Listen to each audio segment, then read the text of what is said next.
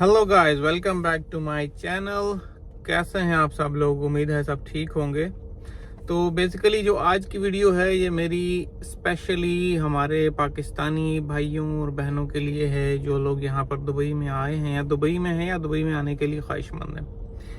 एक आजकल बात चल रही है कि पाकिस्तानी वीज़ाज बैन हो गए हैं दुबई में, पाकिस्तानी वीज़ाज आ नहीं रहे हैं दुबई में और सारी चीज़ें हैं। तो उस पर तो डिस्कशन हम ऑलरेडी कर भी चुके हैं और मैं आपको उसके बारे में डिटेल्स बता भी चुका हूँ और इंशाल्लाह मेरे पास जो जो अपडेट्स आती जाएंगी वो मैं आपको टाइम टू टाइम देता रहूँगा। लेकिन वैसे ही आज मैंने ये बात डिस्कस करनी है कि हमने ये तो सोचा है कि पाकिस्तानी वीज़ाज बैन हो गए हैं, पाकिस्तानी को आने नहीं दे रहे, ये हो गया वो हो गया। लेकिन मैं वैसे एक बहुत सी जनरल सी बात आपसे आज पूछने लगा हूँ कि क्या हमने इस बारे में कभी सोचा है कि पाकिस्तानी वीज़ाज ही क्यों बैन हो जाते हैं, टेम्पररी क्लोज क्यों हो जाते हैं? क्या आपने इस बारे में सोचा है कि पाकिस्तानी वीज़ाज ही मतलब उस पर रिस्ट्रिक्शंस क्यों आ जाती हैं, पाकिस्तानी वीज़ाज में ही क्यों टर्म्स एंड कंडीशंस ये लोग लेके आ जाते हैं? रीज़न क्या है इस चीज़ का? क्या है, क्या बात है मतलब इस चीज़ में, या क्या राज है इसके पीछे कि ये चीज़ें हो रही हैं? हमने इस बारे में कभी नहीं सोचा। हम सिर्फ हमेशा हमारी बहैसियत एक कौम, हमारी एक आदत बन गई है शिकायत करने की, कंप्लेन करने की। हमारा माइंडसेट बन गया है कि हमने बस कंप्लेन ही करनी है कि भाई ये नहीं हुआ, ये दुबई वालों ने नहीं किया, ये इधर इन्होंने नहीं किया, उधर उन्होंने नहीं किया। तो इस बारे में लेकिन हमने कभी नहीं सोचा कि क्यों होता है ये सब। दुबई में और भी कंट्रीज हैं जिनके वीज़ाज लगते हैं और ऐसा नहीं है कि यहाँ पर सारे रिच कंट्रीज के वीज़े लगते हैं। हमसे छोटे छोटे मुल्क हैं, हमसे मतलब फाइनेंशियली भी देखें तो हमसे कमज़ोर मुल्क भी हैं यहाँ पे, उनके वीज़ाज लग रहे हैं और उन पे कोई रिस्ट्रिक्शंस नहीं आती। उनका कभी हमने नहीं सुना कि टेम्पररी उनके वीज़े क्लोज हो गए हैं या मतलब ऐसा कुछ हो गया। लेकिन सिर्फ पाकिस्तानी ही क्यों हर बार होता है, इस बारे में सोचने चाहिए। देखो यहाँ पर श्रीलंका में है, श्रीलंका के वीज़े होते हैं यहाँ पर। श्रीलंका एक छोटा सा मुल्क है, एक आइलैंड है छोटा सा, और फाइनेंशियली भी कोई इतना स्टेबल मुल्क नहीं है। हमारी तरह ही उनके भी हालात हैं।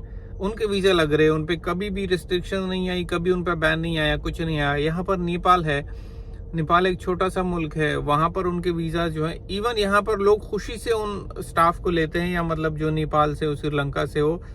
इवन आप फिलीपींस को देख लें, फिलीपींस के स्टाफ जो है, Philippine all over the world उनकी डिमांड है। अभी कनाडा में वो लोग जा रहे हैं, कनाडा वाले उनको वीज़ा दे रहे हैं, सारी चीज़ें कर रहे हैं। तो ऐसा ही क्यों होता है? और हमारी कौम जो कि हम इतना हमारा वर्क फोर्स, मैं ये नहीं कि हर बंदा हर जगह पे, मैं मतलब एक चीज़ की बुराई कर रहा हूँ। पाकिस्तानी जो हमारे लोग हैं वो बहुत ही मतलब स्किल्ड लोग हैं। उनके वो जितना काम कर सकते हैं वैसा कोई नेशनलिटी नहीं कर सकती, टू बी ऑनेस्ट, अगर मैं आपको बताऊं। क्योंकि मैं यहाँ पे देख रहा हूँ, मैंने आपको बोला मेरा इधर एक्सपीरियंस है बहुत सारी कंपनीज में, तो जो काम कोई नहीं कर सकता वहाँ पे पाकिस्तानी पहुँच जाता है और पाकिस्तानी आराम से कर लेते हैं वो काम। लेकिन ये जो वीज़ाज की रिस्ट्रिक्शंस है और ये जो वीज़ाज की पाबंदी है, ये क्यों लगाते हैं, इसके बारे में हमें सोचना चाहिए। और इसके बारे में सोचने के बाद हमें थोड़ा सा अपनी नेचर में, अपनी आदतों में, अपनी खसलतों में, इन चीज़ों में हमें थोड़ी चेंज लानी पड़ेगी इन चीज़ों के लिए। क्योंकि दुबई जो है एक ऐसी कंट्री है जो कि खुले हाथों से पूरी दुनिया को वेलकम करती है। दुबई में मोर देन 200 नेशनैलिटीज़ के लोग रह रहे हैं। पूरी दुनिया में एक वाहिद ऐसा मुल्क है, यूएई एक ऐसा मुल्क है कि जहाँ पर पूरी दुनिया की नेशनैलिटीज़ के लोग यहाँ पे आपको मिलेंगे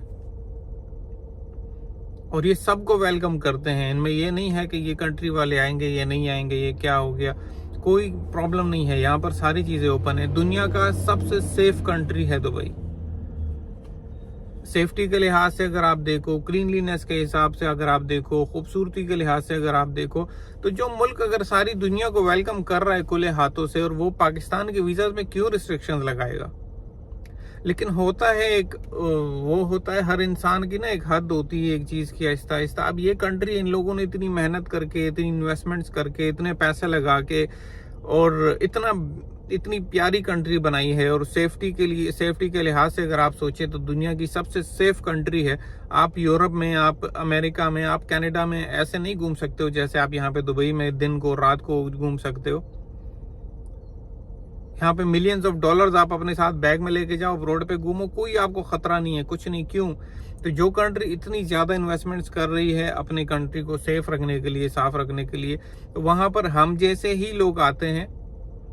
और ये एक बहुत छोटा मतलब परसेंटेज है, बहुत कम लोग हैं। मैं ये नहीं बोलता कि ओवरऑल हमारी कम्युनिटी है, लेकिन वही होता है कि जब एक छोटे से 2-4 बंदों की वजह से ना फिर पूरी कौम बदनाम हो जाती है और पूरा मुल्क बदनाम हो जाता है।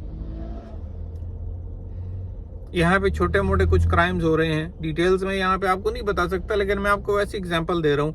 जो छोटी मोटी चीजें होती हैं वो कहीं ना कहीं आपको वहां पे पाकिस्तानी मिलेगा करने के लिए। तो अभी वो तो या एक बंदा हो गया, 2 होंगे या 3 होंगे, लेकिन उसका इम्पैक्ट जो है ना वो पूरी कम्युनिटी पे पड़ जाता है। उससे हमारी पूरी कौम बदनाम हो जाती है, उससे हमारा पूरा मुल्क बदनाम हो जाता है। दूसरा, अगर आप अपनी कंट्री में है, आप अपने रूल्स रेगुलेशंस के हिसाब से रह रहे हैं। हमारी कौम तो आपको पता है, हमारे मुल्क में तो हम सारी मतलब अपने उसमें सारी अपनी मर्जियां, अपनी मनमानियां कर रहे होते हैं। हमें तो एक आदत पड़ गई है इस चीज़ की। लेकिन आप किसी भी कंट्री में जाते हैं, आपको उस कंट्री के रूल्स रेगुलेशंस को फॉलो करना पड़ता है, आपको उनके रिस्पेक्ट देनी पड़ती है, उनके रूल्स रेगुलेशंस को। और ये ऐसी कंट्रीज है कि यहाँ अगर आप लोग नहीं करेंगे, ये लोग आपसे मनवाएंगे, ठीक है। तो यहाँ पे आपको रिस्पेक्ट देनी पड़ती है। हमारी अभी तक कुछ लोगों की वही आदत होती है कि जैसे हम पाकिस्तान में रह रहे हैं वैसे हमने दुबई में भी आके रहना है, जो कि नहीं हो सकता ऐसा पॉसिबल। तो मेरी आप लोगों से रिक्वेस्ट है कि अगर आप लोग या दुबई आने के लिए प्लान कर रहे हैं या आप लोग दुबई आ रहे हैं, तो काइंडली एक बार थोड़ा सा दुबई के बारे में आप सर्च कर लें। आपको नहीं है, मैंने आपको बोला है कि बहुत सारी आपको हर जगह पे इंफॉर्मेशन मिल जाएगी। नहीं भी है, मैंने आपको ओपन हैंड दिया हुआ, आप कभी भी मुझसे पूछे, मैं आपको सारी चीज़ों की इंफॉर्मेशन दे दिया करूंगा। आप उसके बारे में सोचिएगा, इनके क्या रूल्स रेगुलेशन हैं, यहाँ पर कैसा रहना पड़ रहा है। और आप यकीन करें, मैं आपको इस चीज़ की गारंटी करता हूँ कि अगर आप यहाँ पे इनके रूल्स की रिस्पेक्ट करेंगे, ये लोग आपकी बहुत रिस्पेक्ट करेंगे।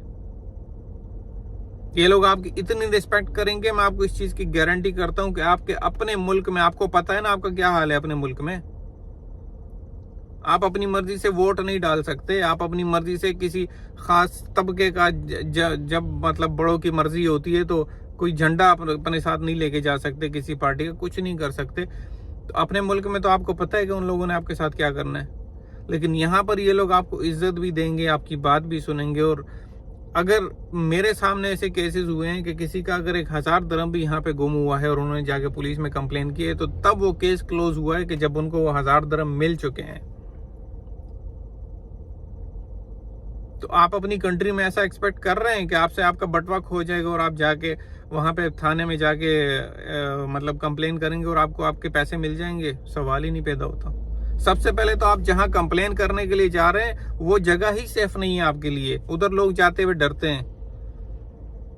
तो अगर आपको एक प्लेटफॉर्म, आपको एक कंट्री, आपको एक अच्छी जगह मिल रही है आने के लिए, एक रिस्पेक्टेबल जिंदगी गुजारने के लिए, तो काइंडली उसमें आप मतलब उसको, जो यहाँ पर जो बहुत सालों से कम्युनिटीज रह रही हैं, तो उनके लिए मुश्किलात ना बढ़ाएं। अगर आप लोग यहाँ पे आते हैं, खुद भी रहें, आराम से रहें, सुकून से रहें, खुश रहें और मतलब सेफ रहें और दूसरों की सेफ्टी का भी ख्याल रखें। और सबसे बड़ी बात, आप अपने मुल्क का और अपने कौम का, क्योंकि ठप्पा तो पाकिस्तानी का ही लगता है ना, तो अपने मुल्क की रिस्पेक्ट का ख्याल रखें। दुबई का यहाँ पर आजकल दुनिया की सबसे बड़ी एयरलाइन एमिरेट्स एयरलाइन है। तो हमारी कौम कहाँ पे थी और कहाँ से आ गई, हमें इस चीज के बारे में भी सोचना चाहिए। तो एमिरेट्स एयरलाइन जो है, जो इसका पहला पायलट था वो पाकिस्तानी था। एमिरेट्स एयरलाइन की जितनी क्रू वगैरह होती थी, जो ग्राउंड स्टाफ होता था या जो स्टीवर्ड्स होते थे या एयर होस्टेसेस होती थी या इनके पायलट्स होते थे, इनको ट्रेनिंग PIA का स्टाफ देता था। 20-25 साल 30 साल पुरानी बात है, 40 साल पुरानी बात है, बहुत ज्यादा भी नहीं है। अभी आप देखें वो लोग कहाँ पहुंच गए और हम लोग कहाँ पहुंच गए। PIA कहाँ चला गया है और एमिरेट्स एयरलाइंस कहाँ चला गया है। और ये लोग इतनी रिस्पेक्ट पाकिस्तानियों को देते हैं। अगर आपने देखा होगा कि जो एमिरेट्स एयरलाइन का कोड होता है, जो हर एयरलाइन का EK लिखते हैं। EK का मतलब आपको पता है EK का मतलब क्या है? EK का मतलब है E से एमिरेट्स और K से कराची। वही एमिरेट्स एयरलाइन जो आजकल वर्ल्ड की टॉप एयरलाइन है, अभी तक वो अपने कोड वर्ड में अपने साथ उन्होंने पाकिस्तान को मिला के रखा हुआ है। तो वो लोग पाकिस्तानी या पाकिस्तान के वीज़े क्यों बंद करेंगे? लेकिन जब आप एक दूसरे को मजबूर कर देते हैं एक चीज़ पे कि उनकी अपनी सेफ्टी पे मतलब कंसर्न्स आना शुरू हो जाते हैं, तो वो कभी अलाउ नहीं करेंगे इस चीज़ के लिए। तो अभी भी जो उन्होंने रिस्ट्रिक्शंस डाली हैं, या अगर वो सर्टिफिकेट्स हैं या जो अटेस्टेड सर्टिफिकेट्स हैं, जो सारी चीज़ें हैं, अपनी सेफ्टी का देखेंगे और अपने मतलब उसका देखेंगे। और ज़्यादा ऑब्वियसली उनको पढ़े लिखे लोग चाहिए जो कि उनके रूल्स रेगुलेशंस की रिस्पेक्ट करें। तो मेरा कहने का मतलब यही था कि जो कंट्री पाकिस्तान से मतलब मोहब्बत करती है, प्यार करती है और उसकी रिस्पेक्ट करती है, ये सारे सिटीजन्स की करती है, लेकिन पाकिस्तान से एक इनका अलग रिश्ता है। लेकिन फिर भी बाकी सारे कंट्रीज जो हैं उनके लिए सारी चीज़ें विदाउट रिस्ट्रिक्शंस ओपन है, और पाकिस्तान के लिए ही क्यों है? आप मेरी अगली वीडियो देखिएगा। एक अगली वीडियो में मैं आपको एक बहुत ही ज़रूरी इंफॉर्मेशन देना चाह रहा हूँ कि पाकिस्तान के कुछ सिटीज़ के वीज़े कम्प्लीटली बैन हो गए हैं। आप वहाँ से कोई विजिट वीज़ा निकालते हैं, आपको वहाँ से विजिट वीज़ा नहीं मिलता। क्यों नहीं मिलता उसके बारे में मैं आपको बताता हूँ, आप अगली वीडियो देखें। Thank you.